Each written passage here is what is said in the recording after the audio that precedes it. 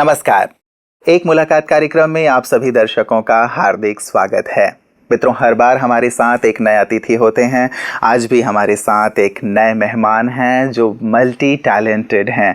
मैं इन्हें क्या कहूँ क्या ना कहूँ ये मैं सोच रहा हूँ, क्योंकि आप सोशल एक्टिविस्ट भी हैं, साथ ही पॉलिटिक्स में भी हैं। आप बहुत अच्छे राइटर हैं, लेखक हैं, डायरेक्टर हैं और साथ ही आपने सिनेमा में और टीवी में भी बहुत सारे सीरियल और फिल्में की हैं। एक बहुत अच्छे एक्टर भी आप हैं। आपने एग्रीकल्चर में अपना मास्टर्स कंप्लीट किया और इस फील्ड में भी आप काफ़ी कार्य कर रहे हैं। आज हमारे साथ हैं श्री सारंग जगताप जी। आइए उनका अभिनंदन करते हैं एक मुलाकात कार्यक्रम में और बातचीत का सिलसिला शुरू करते हैं। सारंग जी, आपका बहुत बहुत स्वागत है, अभिनंदन है। सारंग जी, मैंने आपके बारे में बहुत कुछ पढ़ा। आप हर क्षेत्र में बहुत दखल रखते हैं, चाहे वो राजनीति का हो, समाज सेवा का हो। आप लेखक भी हैं, एक्टर हैं, डायरेक्टर हैं।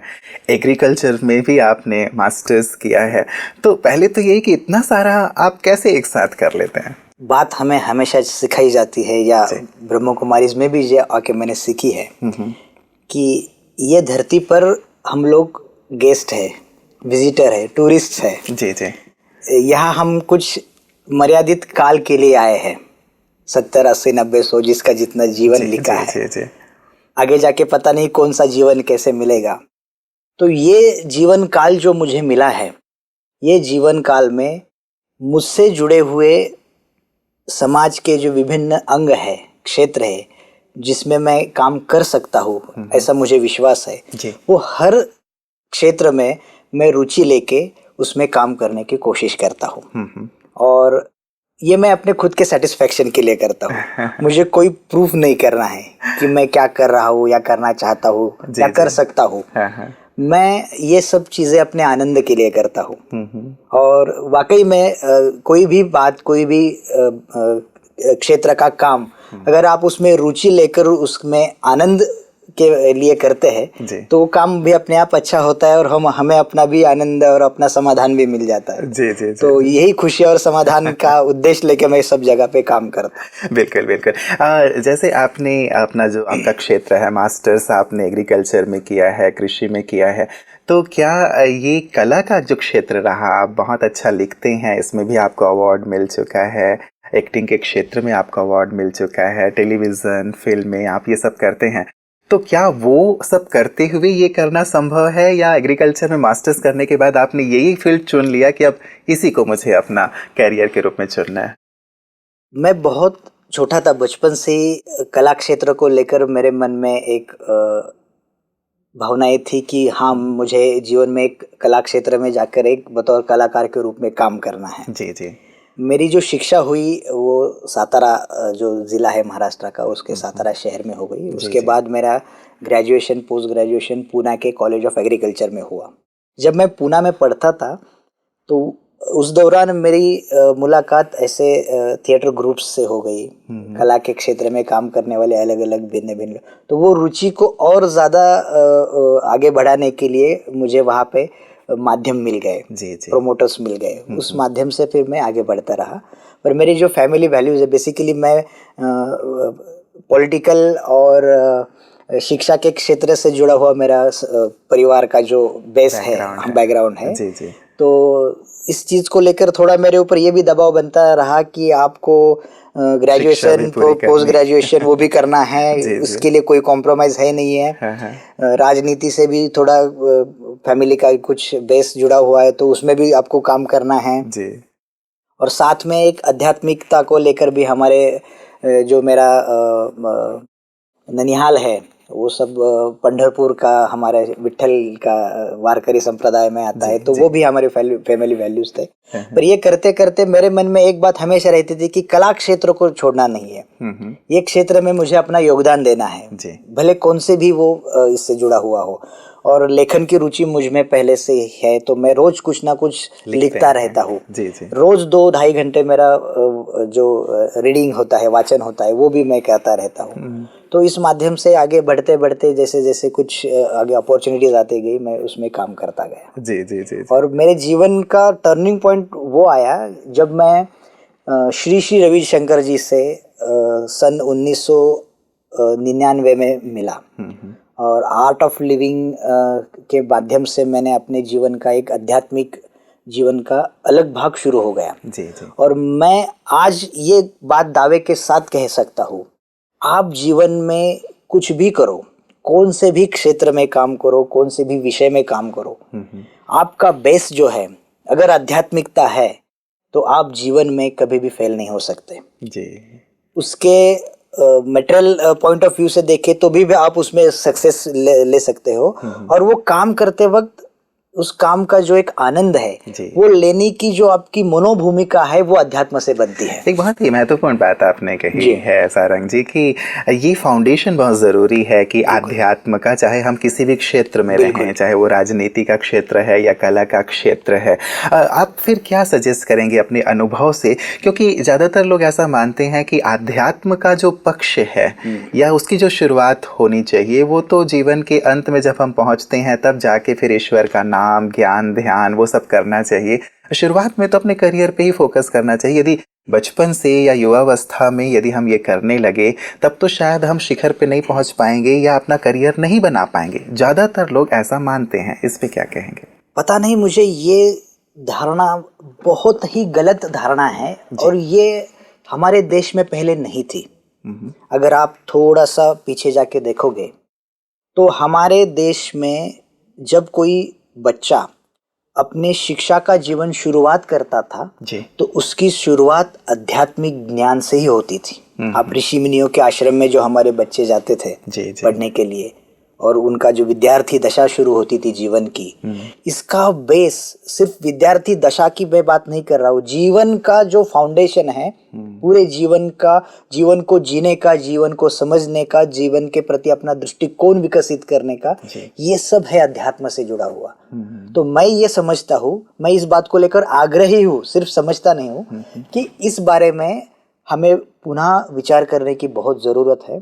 और अध्यात्म का और व्यवहारिक जीवन का कभी क्रॉस कनेक्शन नहीं होता है, ये एक दूसरे को परस्पर पूरक है जी। रेल की पटरी की तरह है जी, जी, जी। ये आध्यात्मिकता है, ये जीवन की व्यवहारिकता है और इसके ऊपर अपने जीवन की ये रेलगाड़ी चलती है। मतलब ये आध्यात्मिकता होगी तो ये व्यवहारिकता भी बहुत ही परिष्कृत होती चली जाएगी, सुंदर होती चली जाएगी। मतलब ये मूल्य शिक्षा बचपन से ही दिया जाए, सिलेबस में शामिल किया जाए तो बहुत ही बेहतर होगा कि बच्चे बचपन से ही उन मूल्यों को, उन आध्यात्मिक बातों को लेकर के आगे बढ़ पाएंगे। कई बार कुछ लोग ये कहते हैं कि हमारा जो देश है वो धर्मनिरपेक्ष है और हम क्यों सिलेबस में इस आध्यात्म की बातों को लाएं। तो यहाँ पे कई लोग मतभेद रखते हैं या इसका विरोध करते हैं। इस पे आप क्या कहेंगे? धर्म और अध्यात्म इसमें बहुत फर्क है। धर्म वो है जो आपके तौर तरीकों को, विचारों को, और आप एक समाज में रहते हो तो उसको एक किसी काम को लेकर, किसी बर्ताव को लेकर एक आपको दिशा देता है जी। अध्यात्म तो वो है जो हर जीव के साथ जुड़ा हुआ है।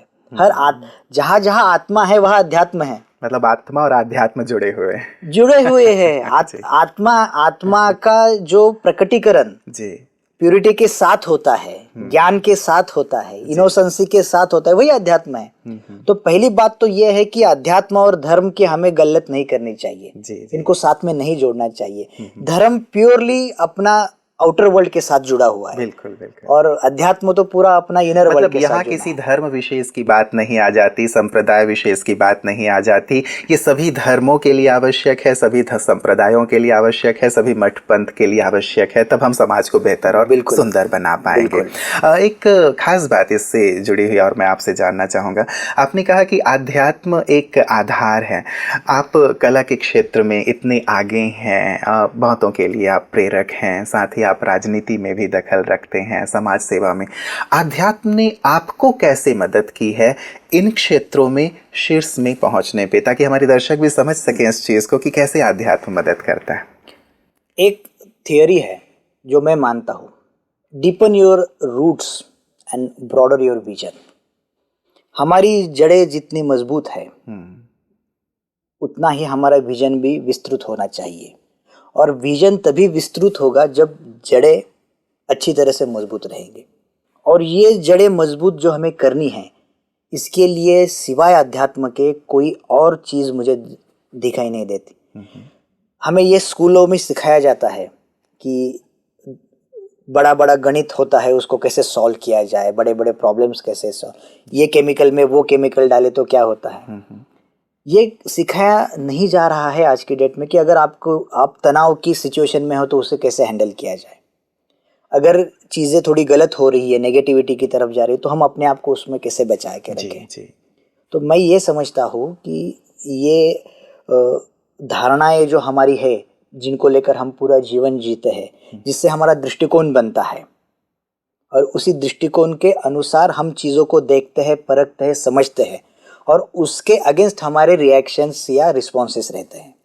तो बेसिक धारणाएं अगर गलत हो गई तो दृष्टिकोण भी गलत होगा, देखने का नजरिया गलत होगा, परसेप्शन गलत हो जाएंगे उस चीज के, और फिर उसके लिए जो हमारी कृतियां बनेंगी वो भी गलत हो जाएगी। बिल्कुल बिल्कुल। तो मैं समझता हूँ कि ये धारणाएं अगर हमें बनानी है, इसमें पवित्रता लानी है, इसमें एकाग्रता लानी है, इसमें आत्म सशक्तिकरण लाना है, तो अध्यात्म है। और मैं ये समझता हूँ कि जहाँ इंसान है पृथ्वी पर, वो हर व्यक्ति को अध्यात्म का जो है वो बेस होना बहुत जरूरी है। और उसमें क्या है, जैसे धर्म में हम लोगों ने बात कर रहे थे कि पूजा पाठ होती है, अलग अलग धर्मों में ईश्वर को भजने के अलग अलग तरीके दिए हुए हैं, वो उस हिसाब से चलता है।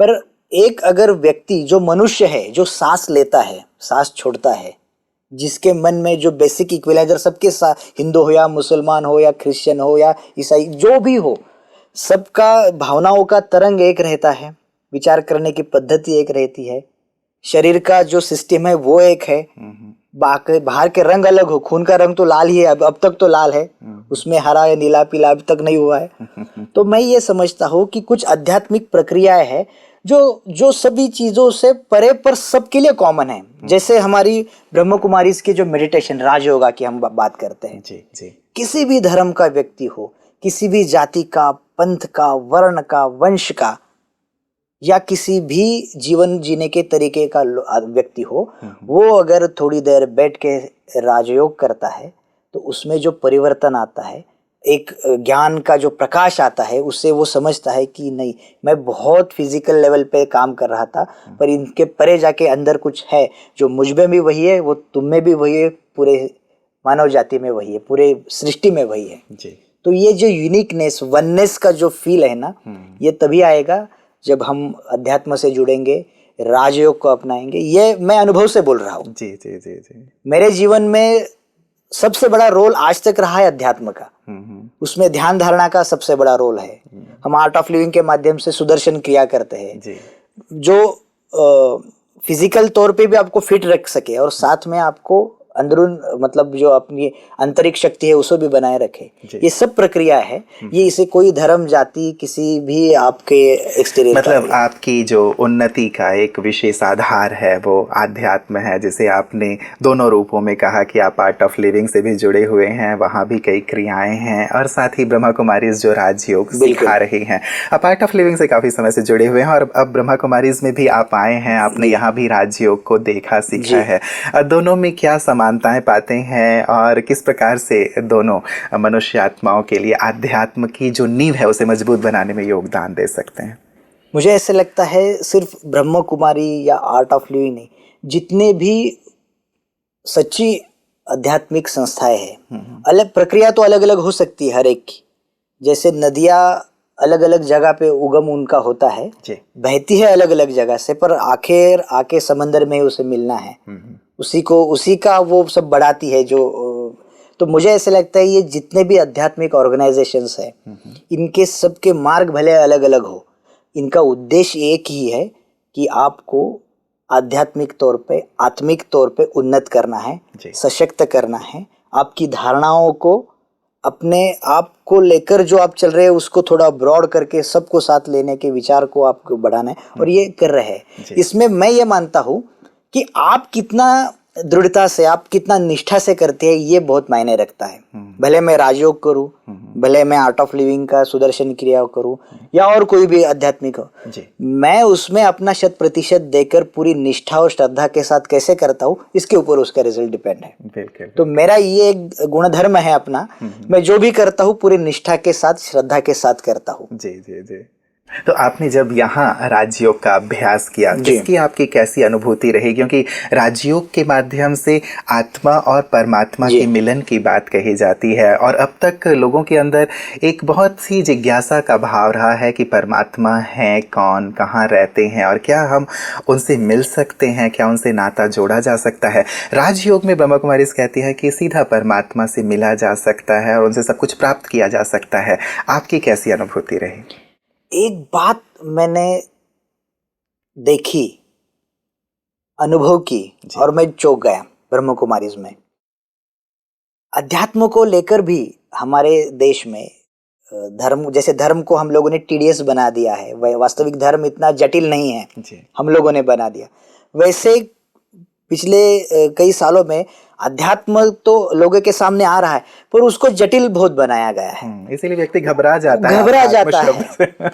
तो पूरी जटिलता को दूर करके एकदम सहज और दुनिया के कौन से भी कोने में, कौन से भी जगह पे बैठकर एक सेकंड में, with in a nano second आप परमात्मा से इतनी सहजता से जुड़ते हो।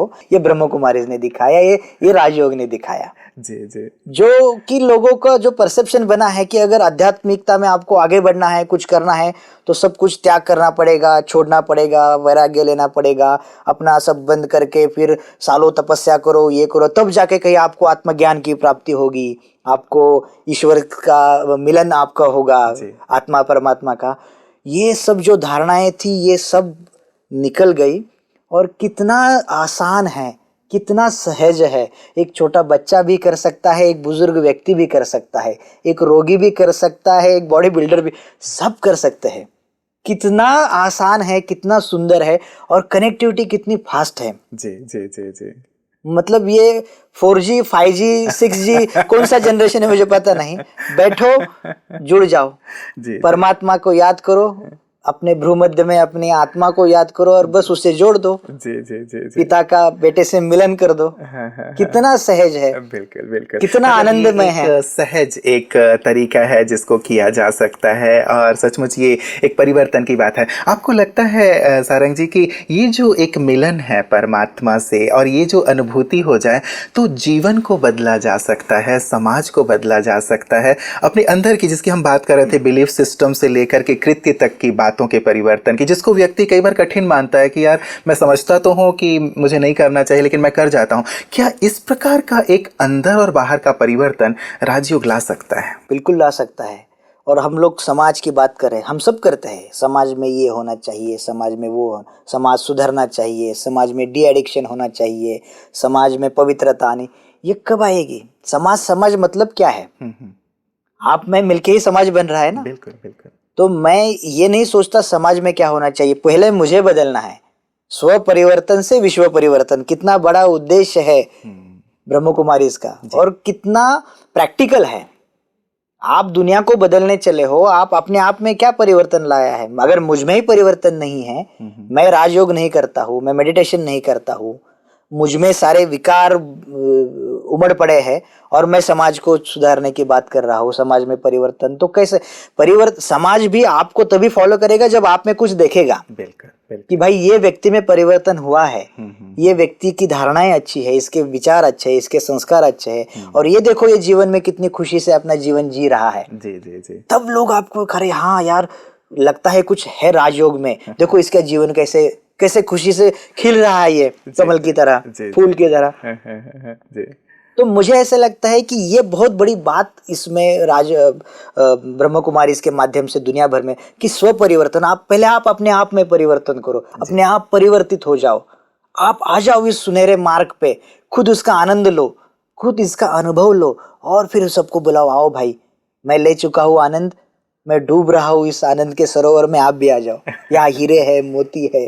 बिल्कुल बिल्कुल बिल्कुल। आप अपने अंदर जब राजयोग करते हैं तो किस प्रकार का परिवर्तन आपने महसूस किया है? और जिसकी बात मैं पहले कर रहा था सारंग जी कि अपनी जो विभिन्न क्षेत्र हैं, कई बार लोग आध्यात्म को इस रूप में भी लेते हैं कि हमने ये किया तो हम सन्यासी हो गए, विरक्त हो गए, हम शायद अपने फील्ड में आगे नहीं बढ़ पाएंगे। आपने जब योग किया तो किस प्रकार का अपने अंदर परिवर्तन पाया, और साथ ही अपने सभी क्षेत्रों में कैसे बुलंदी की ओर बढ़ते हुए अपने आप को महसूस किया? कैसे मदद की इसने आपको?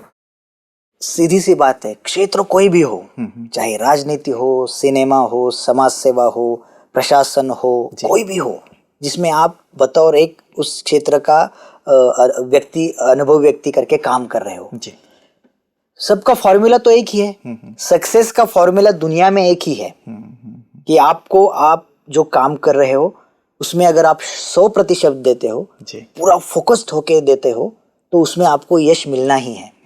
पर फोकस्ड कैसे हुआ जाए, 100% कैसे दिया जाए, इसका भी सिर्फ एक ही फॉर्मूला है, वो है अध्यात्म, वो है सहज योग, वो है राजयोग, वो है मेडिटेशन।